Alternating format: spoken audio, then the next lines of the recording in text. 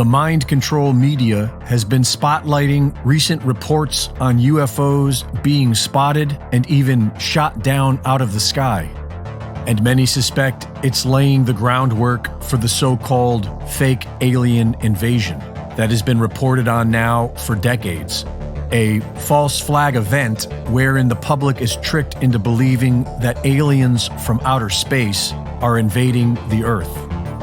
In his 1991 book, Behold a Pale Horse, William Cooper claimed that secret groups within the U.S. government have designed their own flying saucer technology and are planning to launch a staged alien invasion in order to create a one-world government.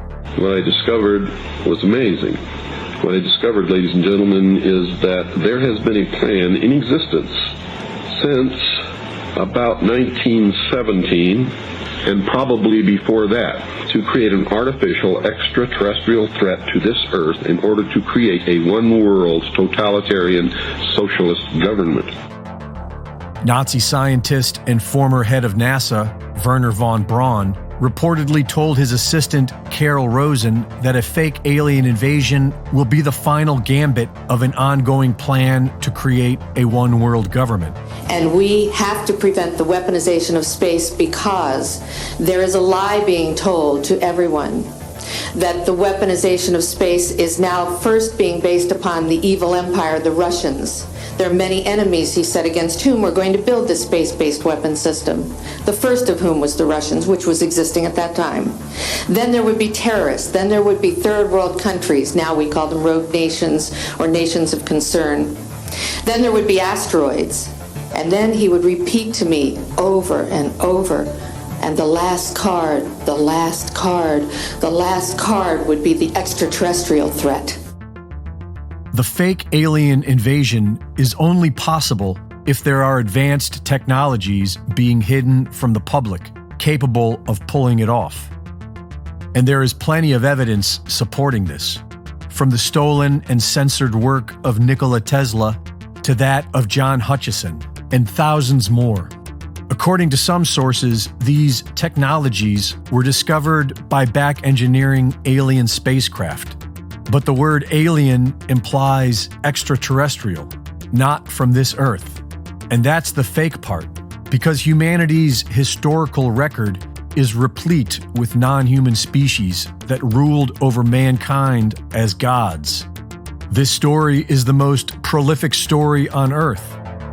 The Sumerian texts, officially the oldest written documents we have, describe a non-human species that created a unique species of human via genetic modification.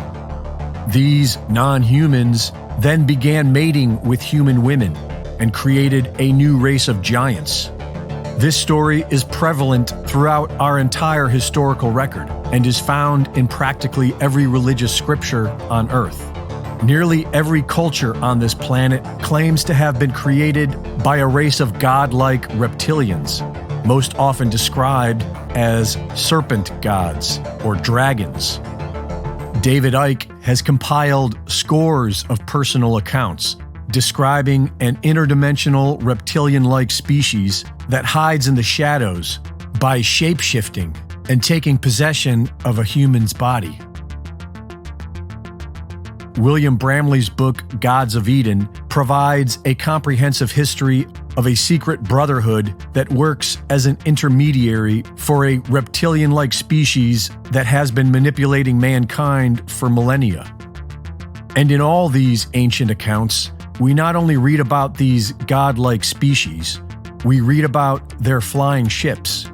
In the ancient Vedas, they are called Vimanas. These ancient Vimanas were described in great detail 100 years ago in the Vaimanika Shastra and were believed to be found within hidden caves of the Himalayan mountains, which is what likely compelled the Nazis to explore the Himalayas in search of the Aryan race in 1938. We are officially told that the Aryan race was a blonde-haired, blue-eyed breed of humans, but this is a lie. The Aryan race that the Nazis were interested in was the Aryan race of the ancient Vedas, an elusive, non-human species with advanced technologies. And several high-level Nazis claimed that they made contact with them and that they were working for them. During World War II, the Nazis' most highly classified project was the Bell, a mysterious device whose appearance is described the same as the Vimanas of the Vaimanika Shastra, and whose effects are described as altering time and space and defying gravity. When the war ended, several Nazi scientists were absorbed by the US government, and a secret Nazi base was established in Antarctica. Shortly after this, the Antarctica Treaty outlawed all public travel anywhere south of the 60th parallel. So it is plausible that the emerging one world government has the means to pull off a fake alien invasion. And whatever story it is they are trying to tell us, you can be certain that it's a lie, because that's all the media is good for.